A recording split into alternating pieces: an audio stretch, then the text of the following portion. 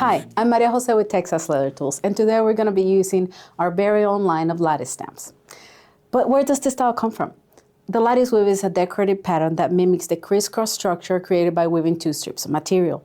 Think of it as the top crust of a classic apple pie, and it's been around for ages. Let me show you how to put it to work. First, our foundation. I'm using a standard marble slab, and as we already know, this isn't just for looks. I know it looks cool, but it's what we call a dead base, meaning it won't absorb the energy of your strike, ensuring every ounce of force goes straight into the stamp. Remember to back your leather with painter's tape to minimize the deformation of your piece.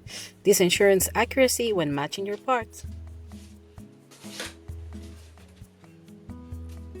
Now for the part that we enjoy the most, casing.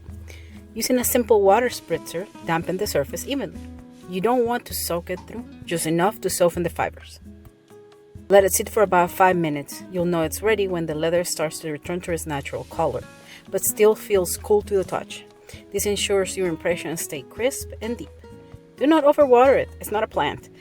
If it's too damp, it will make an uneven mark as the leather dries through. There are many ways we can use this tool to create graphic patterns.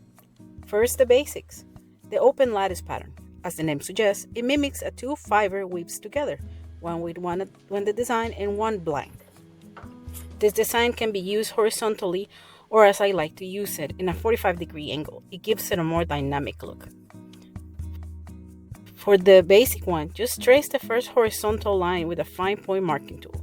Please keep in mind this will sit at the boundary between your first and second rows, not at the top, so it won't be covered by the stamps later.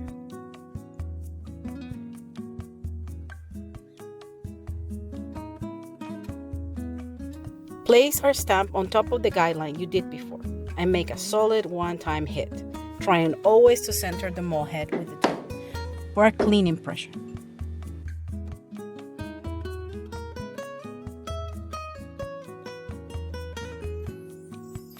Follow along the line until you cover your designated space and move to the second row, tilting it so you can get that open weave effect. Keep your maul strike consistent. These solid brass tools are precision engineered to give you a clean, sharp output every single time. Try to avoid doing a double tap. This will give you what we call a ghost effect, and it will decrease the quality of your work. Here's a finished sample using the classic wig we started with. And like always, please like and subscribe to the Texas Leather Tools channel, and I'll see you in the next one.